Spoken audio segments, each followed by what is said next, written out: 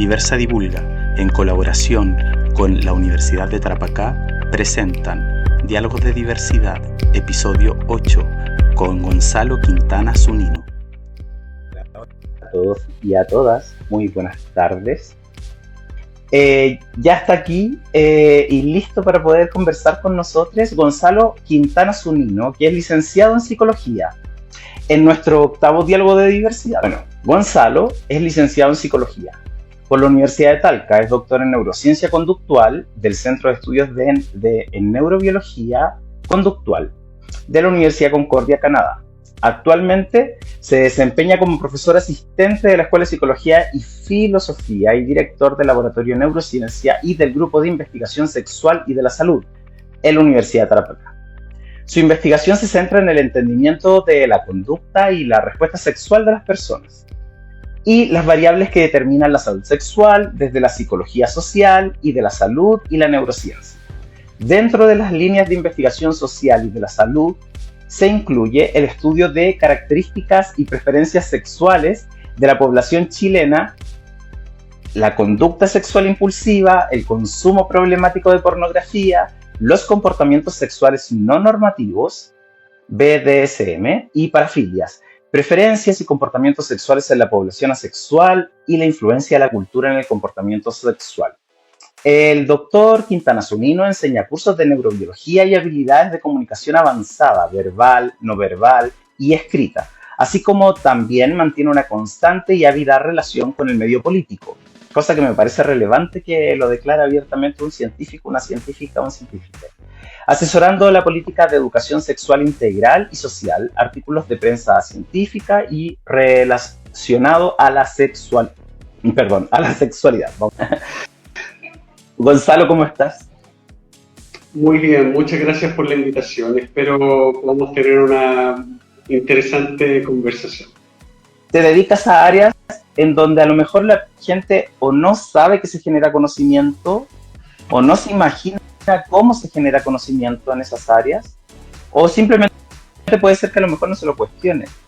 Pero de que es extraño que asociemos las ciencias a las áreas del conocimiento a las que tú te dedicas, aunque a ti no te parezca extraño, yo creo que a mucha gente le puede parecer algo ajeno, ¿no?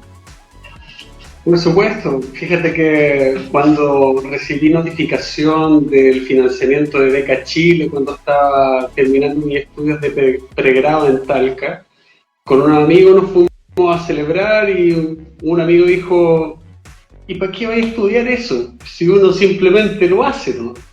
Que claramente es una anécdota que siempre cuento para decir que si bien el comportamiento sexual y la sexualidad en general es una realidad no solamente inherente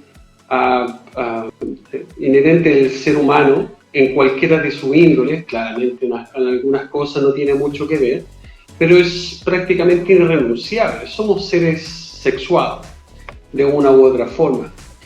Y si bien mi amigo decía en su entonces que uno simplemente lo hace, uno simplemente tiene comportamientos sexuales, claramente no es así. A veces hay dificultades, a veces hay problemas, pero en cualquier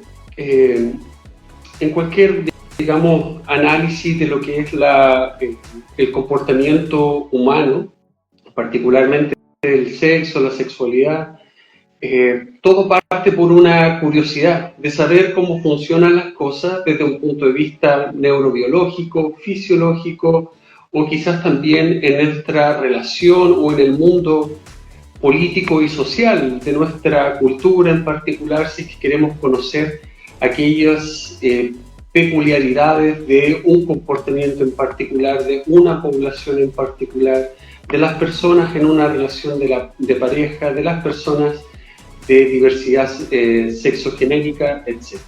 Quiero hacerte hartas preguntas. Entonces, la idea es que podamos partir un poco por entender el mundo en el que te desenvuelves a diario en tu vida profesional, y desde ahí podamos conocer qué hace el Laboratorio del Sexo, que es de donde te estás conectando ahora y que nos vas a contar, para que podamos hablar un poco acerca de la diversidad en tu vida profesional al final. Yo contaba sobre tu experiencia o tus estudios y tú partiste por el lado de la psicología, te dedicas a los estudios de la conducta sexual en humanos y en humanas, ¿no? Pero partiste desde la psicología. ¿Es el único camino para llegar hasta allá? Tú actualmente eres doctor en neurociencia conductual. ¿Es el camino desde la psicología o hay otros y otras profesionales que vengan desde otras áreas y se dediquen a las mismas áreas de estudio que te dedicas tú? Por supuesto, uno dependiendo, yo creo que todo parte por cuál es el interés, aquella motivación de entender qué. Así, claramente la psicología es una rama que obviamente está central a lo que es el entendimiento del comportamiento humano. Entonces de ahí uno puede derivar a entender no solamente el comportamiento sexual, pero cualquier otro que tenga que ver con la persona, con los aspectos mentales, emocionales, relacionales. Entonces, claro, dentro de eso muy fácilmente cabe todo lo que tenga que ver con el sexo, el género y la sexualidad en general. No obstante, un antropólogo pudiese muy fácilmente estar interesado en comprender cómo el sexo, la sexualidad cambia de cultura a cultura. Una socióloga fácilmente también podría ver eso a nivel de sociedad, en ciertos grupos, comparando oeste, países capitalistas versus países más comunistas. Y por otro lado, saltándonos la psicología, personas interesadas desde la biología, desde la química, e incluso también, ¿por qué no?, desde la ingeniería, la medicina, ramas más aplicadas de las ciencias naturales, pueden fácilmente estar relacionados al estudio del sexo, el género y la sexualidad en general. Es el enfoque, es la técnica, es el diseño de investigación el que va a cambiar. No obstante, dependiendo de lo que uno quiera estudiar, puedo claramente ahí variar entre ellos, combinarlo, tener interacción y estudios colaborativos e interdisciplinares para entender un fenómeno en particular. Porque, por ejemplo, yo estudié durante mis estudios de doctorado con animales, desde un punto de vista conductual, experimental, con ellos. Mientras que, por ejemplo, para estudiar orgasmos, yo no le puedo preguntar a una rata si es que tuvo un orgasmo o no. Y no tenemos un marcador fehaciente para saber si, por ejemplo, las ratas tienen orgasmo o los animales en general. Por ende, claramente uno necesita estudiar a los humanos. No obstante, también puede tener estudios neurocientíficos, fisiológicos que apelen a cómo responde el cuerpo, mientras también preguntándole a la gente a través de cuestionarios o dependiendo de la técnica, si es que uno quiere, no es un cuestionario, sino que uno quiere entender la riqueza de cómo las personas, por ejemplo en Chile o los latinos y latinas, pueden entender el placer sexual, y ahí uno explora de manera cualitativa lo que sería ese fenómeno en particular. Pero para responder a tu pregunta en una oración, si bien la psicología uno fácilmente puede entrar hacia el estudio de la sexualidad, uno puede ir por muchas otras. ¿Por qué es relevante o por qué es importante dedicar tiempo a estudiar la conducta sexual, a estudiar las parafilias, a estudiar y comprender desde la neurociencia, que es algo que es muy actual, desde la biología, desde la química incluso, desde la sociología, desde la psicología, en fin, incluso desde la filosofía, entender las conductas sexuales humanas? ¿Por qué es relevante darse el tiempo y dedicarle tiempo a investigar y generar conocimiento sobre esto?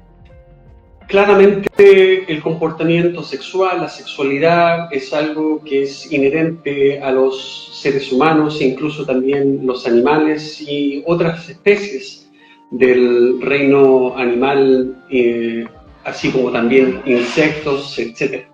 Bueno, todo parte por la curiosidad de querer saber. Eso impulsa cualquier esfuerzo científico de investigación, para poder dar cuenta de que algo existe, que existen cantidades, que existen de esta forma, porque si bien nosotros estudiamos, por ejemplo, el comportamiento humano, que es, y ya desarrollaré un poco más porque es interesante y necesario conocerlo, uno puede decir, bueno, nosotros vivimos en este planeta, en algún día el Sol se convertirá en un gigante rojo, absorberá la Tierra y viviremos en otro planeta. ¿Cómo se reproducirán los seres humanos en otro planeta? Una de las grandes variables que nosotros obviamos porque es prácticamente en su mayoría similar en todo el planeta es la gravedad. Y la gravedad ha demostrado generar distintas diferencias cuando, por ejemplo, se estudia aquí en el planeta o, por ejemplo, en altas alturas, en grandes alturas o incluso cuando se hacen experimentos entre la Tierra y el espacio. Así, todo depende, digamos, del punto en el que nos encontramos, así como también querer no solamente entendernos como especie o a otras especies, sino que también para generar una mejor calidad de vida, atender a ciertos problemas que pueden suscitarse en esta índole en particular. Así, querer descubrirse, querer entenderse, saber, por ejemplo, cómo se genera una erección, cómo se da la lubricación y por qué a veces no se da, por qué en ciertas circunstancias puede haber una dificultad, puede haber un trastorno. ¿Es eso una causa orgánica a nivel del cerebro, a nivel fisiológico? Entonces, la ciencia crea tecnología aplicada para, por ejemplo, darle a las personas una pastilla que pueda ayudar a que la persona tenga una excitación sexual suficiente para poder tener un encuentro sexual con cualquier persona que ella quiera. Ahora, por ejemplo, también hay diferencias entre al menos las personas de distintos sexos. Así, por ejemplo, y también esto combinado con la realidad del género, las mujeres tienen una concepción relativamente distinta de lo que es el deseo sexual en comparación al hombre, y es una complejidad que no solamente se da por excitación, sino que también por inhibición. Entonces ahí, y muy recientemente, se ha generado la primera píldora para poder tratar en mujeres lo que se llama el desorden del deseo sexual hipoactivo o muy bajo. Entonces, donde hay una desconexión, ¿no?, entre tener las ganas y no poder, digamos, funcionar fisiológicamente y también a nivel cerebral, de que el cuerpo acompañe ese deseo de querer tener sexo o intimar con alguien. Ahora que nos hemos abierto, entendido también un poco más la diversidad de nuestros comportamientos, también hay personas cuya orientación sexual, es decir, aquella atracción, poniéndolas en palabras. Bueno, todo parte por la curiosidad de querer saber. Eso impulsa cualquier esfuerzo científico de investigación para poder dar cuenta de que algo existe, que existen cantidades, que existen de esta forma, porque si bien nosotros estudiamos, por ejemplo, el comportamiento humano, que es, y ya desarrollaré un poco más porque es interesante y necesario conocerlo, uno puede decir, bueno, nosotros vivimos en este planeta, en algún día el Sol se convertirá en un gigante rojo, absorberá la Tierra y viviremos en otro planeta. ¿Cómo se reproducirán los seres humanos en otro planeta? Una de las grandes variables que nosotros obviamos porque es prácticamente en su mayoría similar en todo el planeta es la gravedad. Y la gravedad ha demostrado generar distintas diferencias cuando, por ejemplo, se estudia aquí en el planeta o, por ejemplo, en altas alturas, en grandes alturas o incluso cuando se hacen experimentos entre la Tierra y el espacio. Así, todo depende, digamos, del punto en el que nos encontramos, así como también querer no solamente entendernos como especie o a otras especies, sino que también para generar una mejor calidad de vida, atender a ciertos problemas que pueden suscitarse en esta índole en particular. Así, querer descubrirse, querer entenderse, saber, por ejemplo, cómo se genera una erección, cómo se da la lubricación y por qué a veces no se da, por qué en ciertas circunstancias puede haber una dificultad, puede haber un trastorno. ¿Es eso una causa orgánica a nivel del cerebro, a nivel fisiológico? Entonces, la ciencia crea tecnología aplicada para, por ejemplo, darle a las personas una pastilla que pueda ayudar a que la persona tenga una excitación sexual suficiente para poder tener un encuentro sexual con cualquier persona que ella quiera. Ahora, por ejemplo, también hay diferencias entre al menos las personas de distintos sexos. Así, por ejemplo, y también esto combinado con la realidad del género, las mujeres tienen una concepción relativamente distinta de lo que es el deseo sexual en comparación a los hombres, y es una complejidad que no solamente se da por excitación, sino que también por inhibición. Entonces ahí, y muy recientemente, se ha generado la primera píldora para poder tratar en mujeres lo que se llama el desorden del deseo sexual hipoactivo o muy bajo. Bueno, por el momento nuestro laboratorio hace investigación psicosocial, también orientada a lo que son aspectos más que podrían tener que ver con la enfermería, la salud pública también, y aquellos en colaboración con Natalia Herrera, una académica de nuestra Universidad de Tarapacá que trabaja en enfermería. Así como también, por ejemplo, este grupo también lo compone el doctor Cristian Pinto, un académico de renombre a nivel nacional y sobre todo también aquí en el norte, quien estudia abuso sexual infantil particularmente, quien ha dado y ha descrito, por ejemplo, cómo ha ocurrido este fenómeno tan lamentable en entornos eclesiásticos. Una historia que lamentablemente nosotros, los y las chilenos, tenemos una triste historia con eso. Mientras que aquellos aspectos que nosotros estamos también estudiando y desarrollando son ese estudio nacional, una colaboración que dirijo hasta hoy en día, que viene a actualizar y a expandir lo poco que sabemos de nuestro comportamiento sexual en Chile. Un estudio que abarcó la mayoría de las regiones del país y hoy en día está sacando sus frutos. Aquel estudio tenía que ver con, por ejemplo, las diferencias de género que tienen las personas en Chile y las personas quizás también en general sobre qué es lo que comprenden sobre el término del sexo. Si se termina cuando una persona acaba en orgasmo, si termina cuando, por ejemplo, uno acaba en orgasmo, cuando la pareja acaba en orgasmo, cuando ambos pueden acabar en orgasmo, aunque sea en diferentes tiempos, y las diferencias que puede tener y cómo se asocia respecto a la satisfacción sexual y la función sexual, que es básicamente cómo funciona un poco el cuerpo y en interacción con otros. Adicionalmente, colaboramos también con un grupo internacional de más de 70 investigadores e investigadoras alrededor de todo el mundo en una colaboración que pretende conocer mejor y actualizar un fenómeno del cual se sabe relativamente poco, que es los trastornos sexuales asociados al consumo problemático y el comportamiento sexual compulsivo, consumo problemático de la pornografía y comportamiento sexual compulsivo.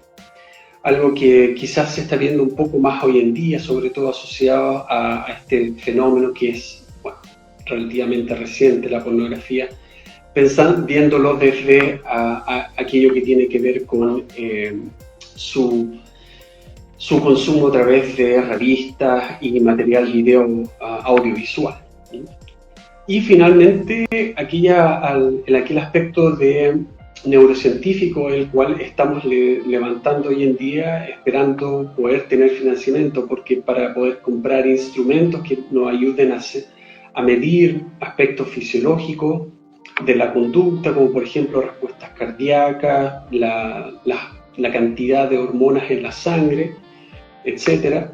Necesitamos equipamiento y acabamos de mandar nuestra postulación ahora que creemos y tenemos los dedos bastante cruzados para poder implementar ese laboratorio que nos ayudará a estudiar cómo se gesta la experiencia del orgasmo en el cerebro y en el cuerpo en las personas, así que ojalá, esperamos este próximo año tener voluntarios, voluntarias para poder estudiar estas conductas tan interesantes en el laboratorio. Quería hacerte esta pregunta. A pesar de que la sexualidad o la conducta sexual es algo inherente al ser humano y es algo relevante para todos y todas, tengo la idea de que no se sabe tanto académicamente sobre el tema. ¿Es así como es el asunto? Bueno, o sea, depende a qué uno lo compare. Pero ¿cuánto se sabe?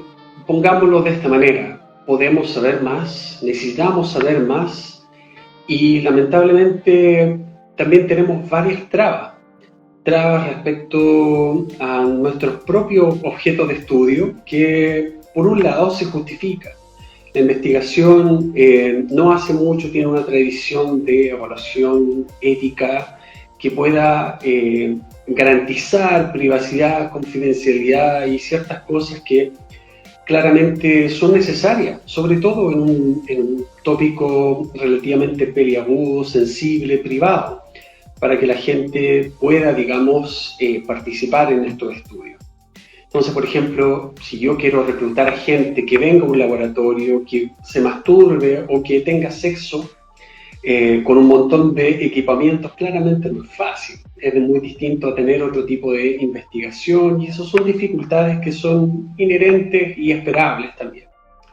¿Podríamos tener más financiamiento? Por supuesto. ¿Podríamos tener más profesionales en Chile abocados a este tipo de estudio para conocer nuestra riqueza y diversidad? Por supuesto.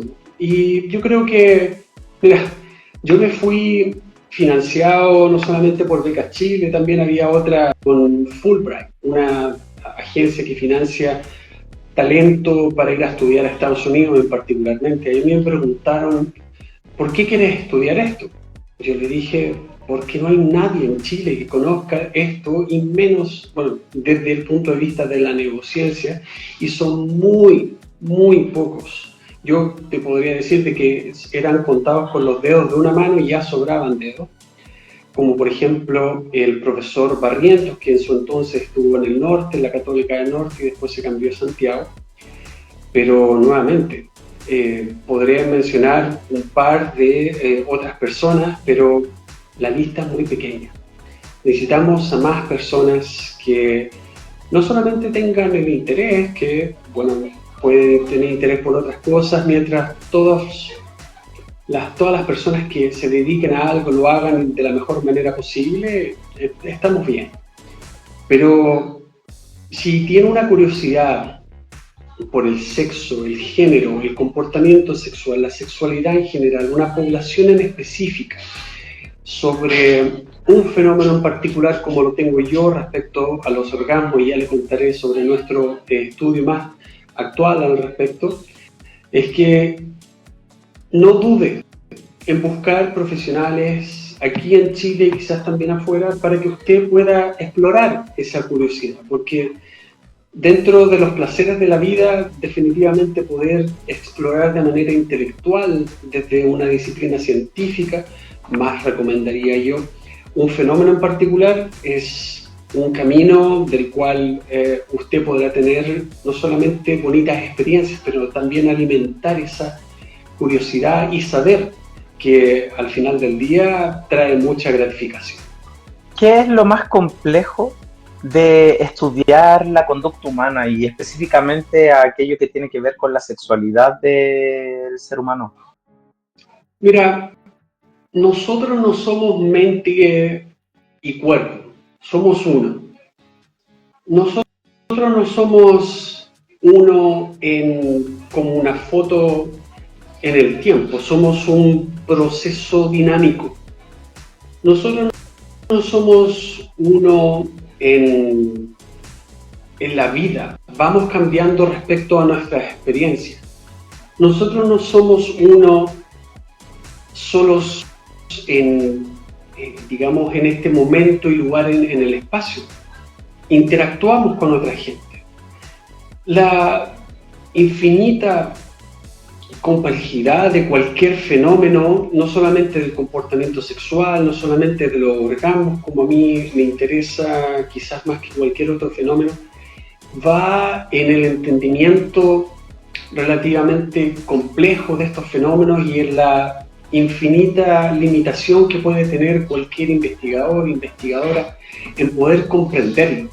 Y a veces, porque toda investigación científica es como adentrarse en un edificio donde no hay absolutamente nada de luz, mientras que los pasos que uno pueda dar le irán dando un poco de luz a digamos, a esa cámara oscura, para usted comprender un pedazo, digamos, de lo que es ese entorno, ¿no? Eso es lo que es el conocimiento de frontera en la ciencia, es ir dando pequeños pasos para ir comprendiendo. Porque yo te digo, o sea, estaré muy probablemente 10, 15 años explorando a través de distintas investigaciones y aún así me voy a sentir muy probablemente con una ignorancia mucho mayor a la que tengo hoy en día. Y eso,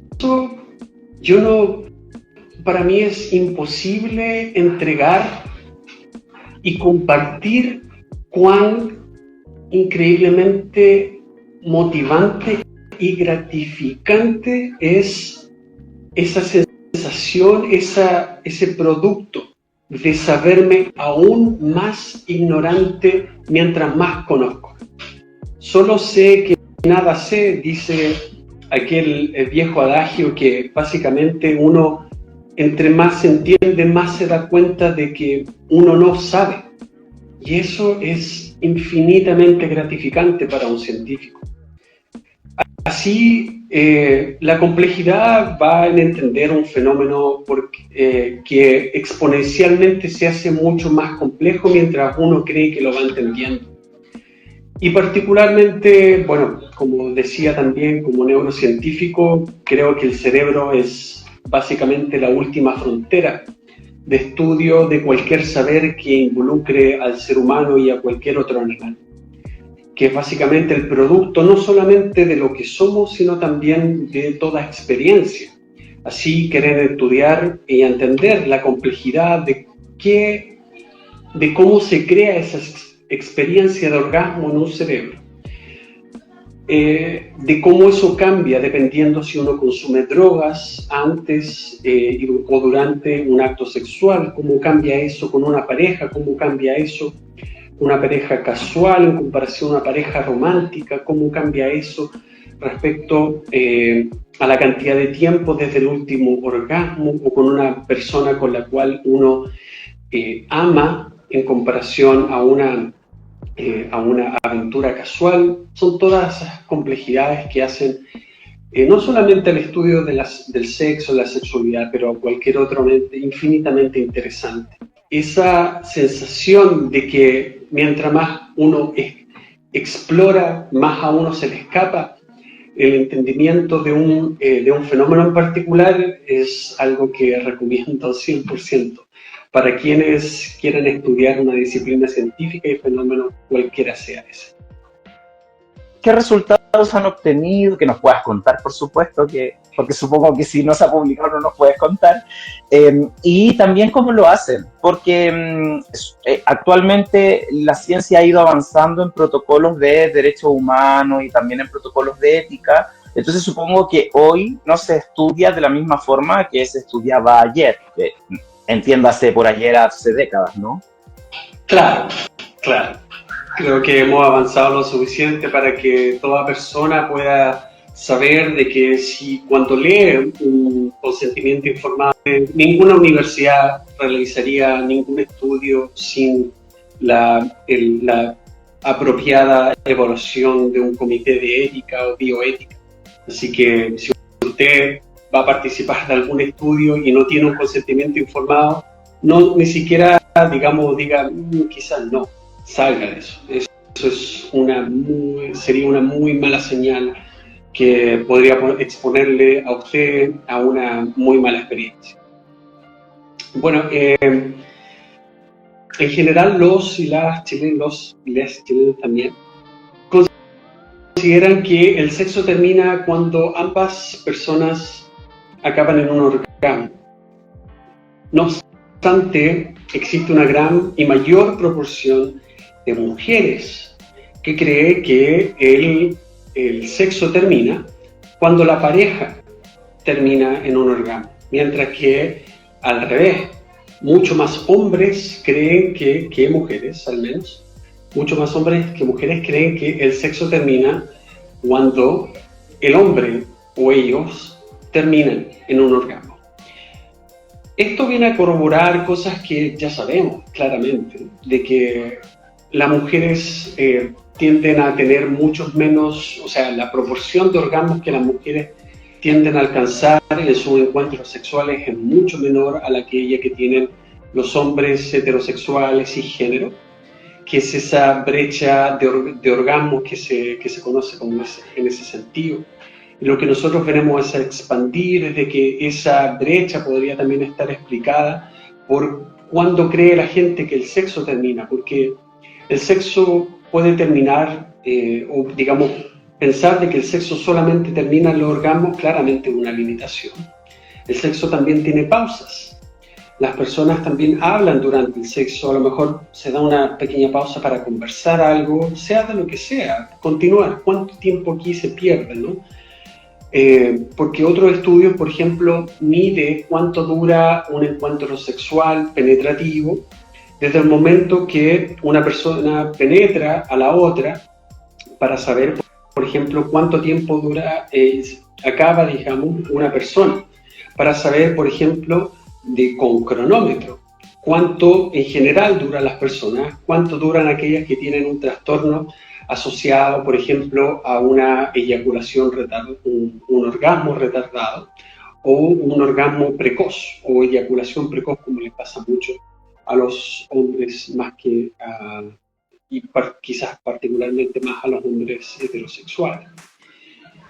Por otro lado, hemos visto también en esta colaboración internacional que viene a estudiar aquellos perfiles de personas que tienen y experimentan problemas de consumo problemático, de que hay aspectos de personalidad, aspectos psicológicos como la impulsividad, la compulsividad, están asociados a personas que manifiestan más comúnmente problemas con el consumo de la pornografía.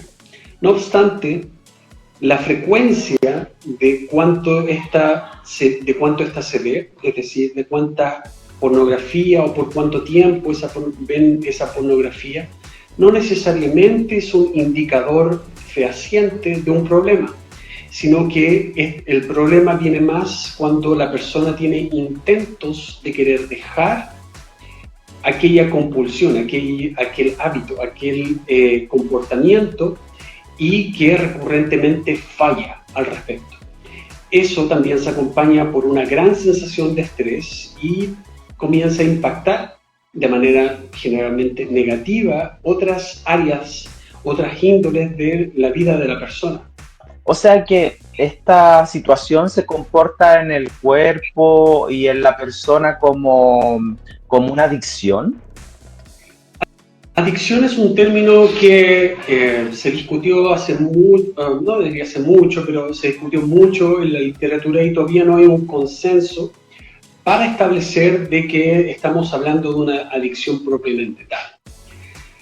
Porque una droga es un compuesto bioquímico, como por ejemplo el café, como por ejemplo el cigarrillo, el alcohol, etc., que causa un efecto en uno. café puede acelerar el pulso cardíaco.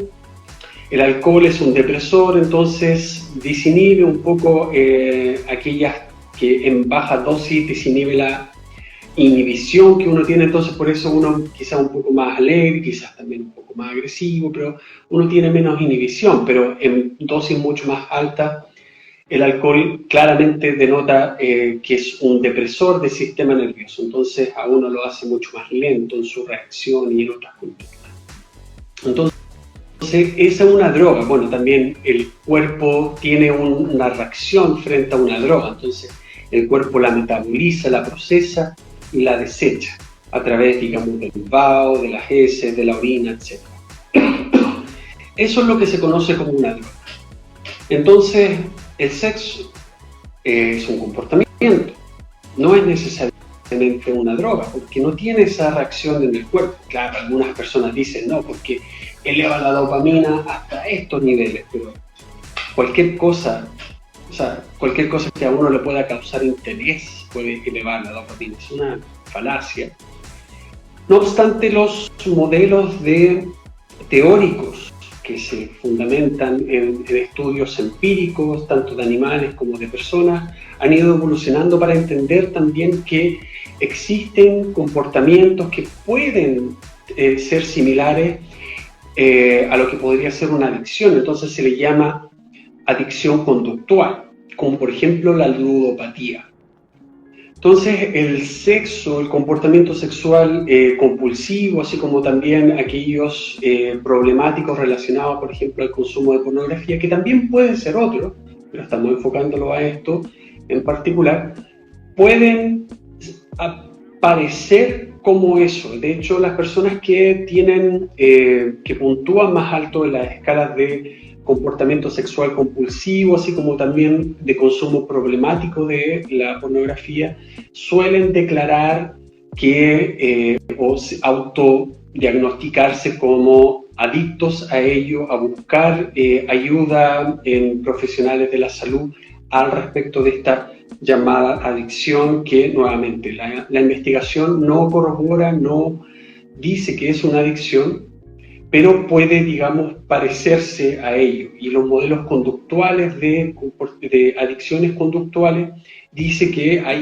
hay esta similitud, pero no necesariamente se le puede llamar adicción a este comportamiento. Porque también entra en conflicto, o sea, uno es adicto a la azúcar. El azúcar es un nutriente.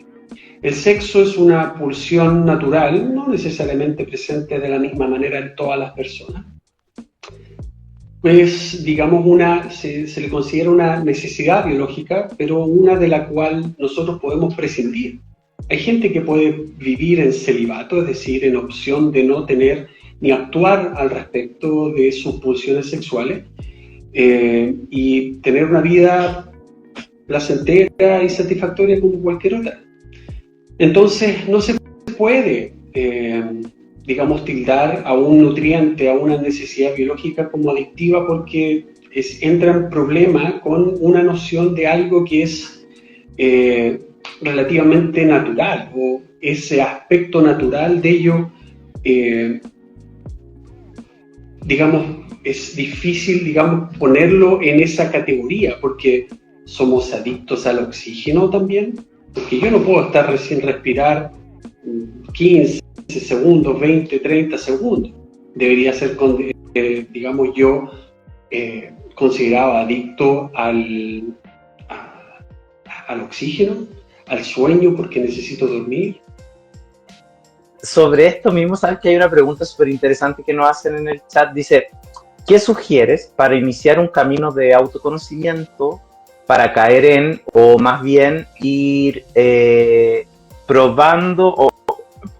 ir podando estas ideas construidas sobre la sexualidad y las relaciones?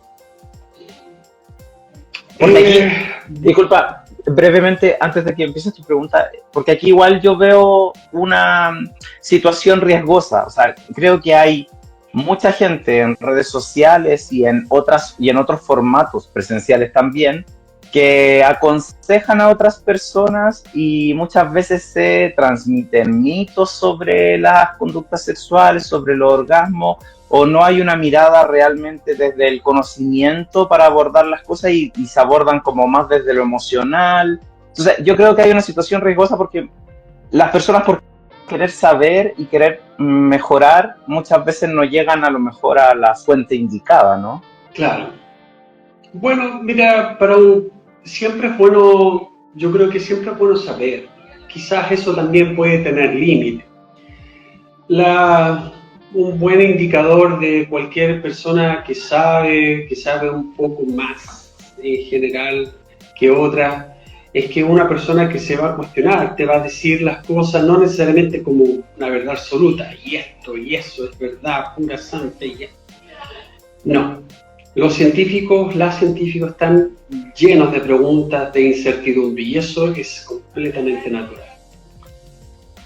Iniciar una senda de conocimiento, de autoconocimiento en lo que es el sexo, la sexualidad, de conocerse a uno mismo, parte con hacerse preguntas, parte con buscar respuestas, sean de la índole que sea. Hay cosas que claramente pueden ser difíciles de tocar en el sexo, la sexualidad, el comportamiento. Por ejemplo, las orientaciones, digamos las parafilias, aquellas preferencias sexuales por cierto tipo de prácticas, cierto tipo de personas que pueda ser relativamente problemática. Así, bueno, el sexo como cualquier quizás otra conducta, ¿no? Manejar, hacer deporte, comer, todo puede implicar un riesgo, así que saquémosle esa tacha de moral, generalmente ética, al sexo, de que el sexo puede venir con riesgo. Prácticamente hacer cualquier cosa, vivir, es un acto desafiante que puede, digamos, terminar tu vida en cualquier momento. Entonces, saquémosle esa tacha, démosle un poquito de respiro al sexo, a la sexualidad, a la identidad de género, para entender de que esto no solamente es natural, pero cualquier comportamiento involucra un riesgo, así que no hay nada de malo en querer explorar esa frontera donde las cosas también, y pasar un poco aquello donde las preguntas pueden ser relativamente incómodas. Yo, por ejemplo, le preguntaba a un colega, ¿cuándo vamos a poder hablar de cosas que nos hieren a los y las chilenos sobre ciertos otros tipos de perspectivas frente a fenómenos que nuevamente nos han herido? Tome el ejemplo que usted quiera. Hacerle una pregunta al Parlamento hoy en día sobre aborto genera unas sensaciones que la gente y nuestros legisladores a veces se olvidan de que están ahí para representar a la población, no a sus valores éticos, morales, religiosos, etc. No obstante, eso es casi una utopía, ¿no? Querer, por ejemplo, explorar aquellas preguntas que son problemáticas en el sexo, como por ejemplo venía mencionando las parafilias, o aquellas que, imagínate, una persona despierta sensaciones o sentimientos románticos, sensaciones sexuales, sentimientos románticos frente a cualquier otra cosa que no sea un humano. ¿Cómo lo explora esa persona? Bueno, lea investigación, lea estudios, libros científicos. Sería lo mejor que yo le puedo hacer. Hay un lugar en internet donde puede encontrar todo esto y no hay nada malo en explorar. Tal como, por ejemplo, a veces, si bien las universidades, la ley así lo dicta, deben ser entornos seguros para el estudio y el desenvolvimiento de cualquier persona, plantearnos una pregunta a veces puede herir, puede ofender, puede causar una molestia en otras personas. A lo mejor a alguien no le gusta de que alguien estudie o siquiera, digamos, pueda ir a preguntarle a un niño sobre sus experiencias de abuso sexual. Es difícil. Pero, ¿qué nos vamos a quedar? En no saber, en no poder, digamos, desarrollar conocimientos que nos ayude a entender qué es lo que vive esa persona, cuáles son las características de un perpetrador sexual. Por ejemplo, aquellas personas que lo hacen, ¿son siempre personas de una orientación, una parafilia o orientación sexual? Porque está en discusión eso, pedofílica. No toda persona que tiene, digamos, una condición de esa índole, de hecho, actúa frente a esas pulsiones. Es más, hoy en día en Alemania, creo que hasta donde yo sé, existe solamente la única clínica que atiende a personas que viven con eso, que viven en esos zapatos y tienen un estrés enorme porque nacen de esa forma. Sin embargo, todos y todas podemos estar de acuerdo de que el abuso sexual infantil, el acoso sexual infantil, es una realidad que nos gustaría erradicar de la faz de la tierra. Pero si no se estudia a esa persona, si no se le da una cabida en el sistema de salud, ¿cómo pretendemos querer entender mejor esto para poder prevenirlo? Generan una incomodidad inmensa, no solamente de la población en general, incluso hasta científicos y científicas que también hacen investigación sobre esto. Ya que te has dedicado y te estás dedicando al área de estudiar los orgasmos, me gustaría aprovechar el espacio para ver si te hago algunas preguntas así como súper rápidas con en lo posible respuestas de sí o no, para poder desmitificar algunas cosas que podrían existir sobre algunas ideas que podrían existir por lo... Reservo el derecho de decir de que mis respuestas sí y no por el ejercicio van a ser muy probablemente limitadas en la alternativa de respuesta. Sí, y lo entiendo así. Por lo mismo te quiero pedir de que si no es un sí o un no, lo expliques. A ver, por ejemplo, ¿todos los orgasmos masculinos ocurren con eyaculación? No. A ver si podemos desmitificar alguna otra cosa. Por ejemplo, ¿afecta la vida de una persona, como por ejemplo las experiencias que hemos escuchado de mujeres o que hemos visto en mujeres que no tienen un orgasmo en su vida? ¿Afecta qué? Afecta sus relaciones sociales, su propia autopercepción interna, su forma de percibirse, de quererse, de moverse en el mundo. Por supuesto, entiéndase que no hay mejor predictor de la conducta futura y presente que la conducta pasada. Ese es prácticamente un lema en el entendimiento del comportamiento. Entonces, muy probablemente, y eso es una de las cosas que yo les voy a invitar a que nos ayuden a entender cómo las experiencias pasadas influyen la percepción de los orgasmos de las personas en el presente. Entiendo. Otra pregunta. Entiendo, o sea, esto es lo primero. Entiendo que hay mujeres que son multiorgásmicas, ¿sí? Sí. ¿Existen hombres multiorgásmicos? Sí. De hecho, existe un marcador del orgasmo que es la prolactina, que está una hormona en la sangre. Y los estudios demuestran que las mujeres que tienen múltiples orgasmos van incrementando en su prolactina, mientras que un hombre, solamente un caso que se ha registrado, se le midió la prolactina y se vio, digamos, de que con su orgasmo la prolactina fue creciendo con los orgasmos. ¿Consideras tú, desde tu perspectiva científica, que es importante poner sobre la mesa el tema de los orgasmos y educarnos al respecto? Sí, pero depende mucho de la edad de quien se educa. Personas que probablemente son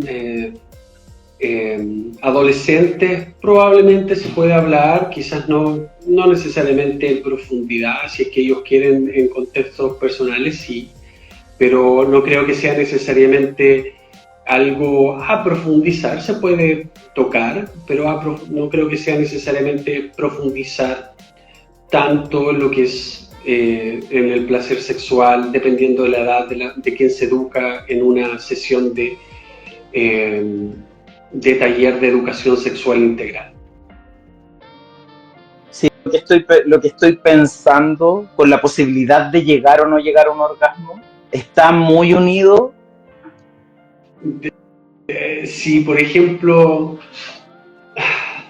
si lo que uno esté pensando durante tener sexo lo puede distraer a uno y muy probablemente también ayudar a obtener un orgasmo. Por ejemplo, si una persona se distrae lo suficiente, es probable que no pueda llegar a un orgasmo, sea hombre, mujer o de la diversidad de género que pueda ser. Eso creo que es sabido. Mientras que también se sabe de que las personas también fantasean durante los encuentros sexuales, y no es raro de que la gente lo haga conforme a apurar las cosas o necesitar ese empujoncito suficiente, ¿no?, para poder llegar a un orgasmo, porque es casi como, sobre todo con experiencia, se vuelve como una carretera que uno más o menos no se la sabe.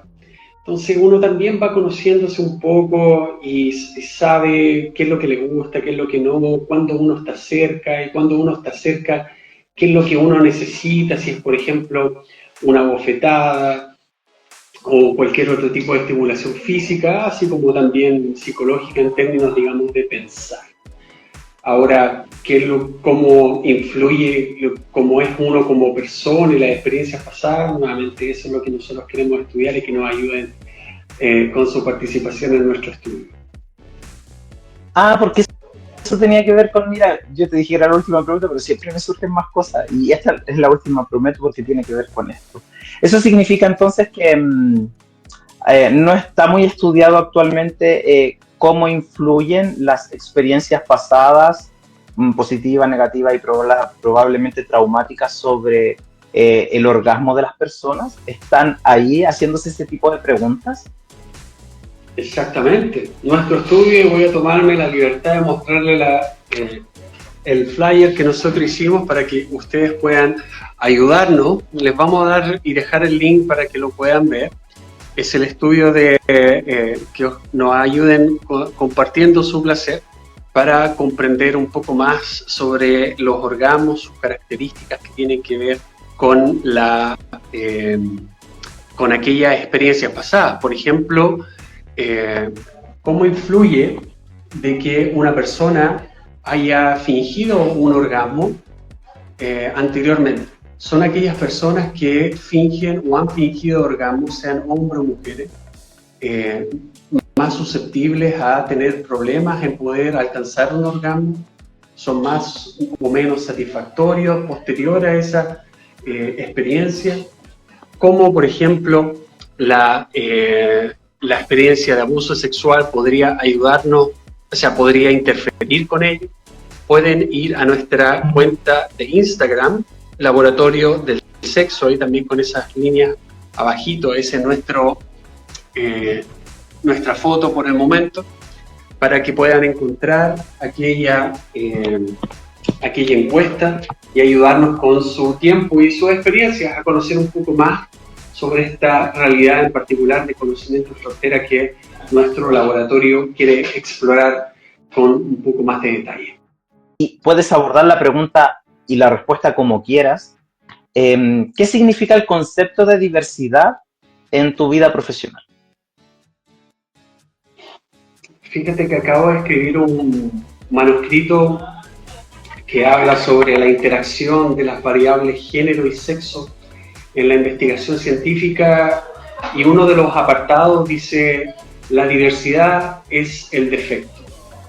Es por defecto, a eso me refiero. Es decir, nosotros hemos de esperar diversidad en todo lo que es comportamiento humano. Y yo creo que, ¿qué significa diversidad para mi ejercicio profesional?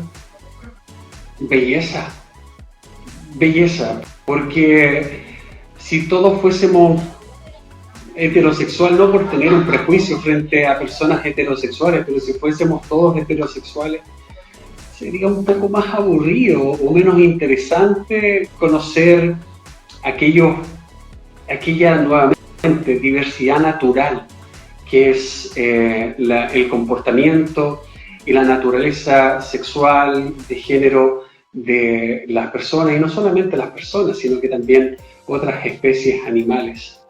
Y creo que en esa diversidad, para cualquier persona curiosa, yace una belleza infinita de entender que no solamente que las cosas pueden ser o se pueden ver de un solo prisma, y ahí, digamos, el conocimiento se vuelve exponencialmente, prácticamente inalcanzable.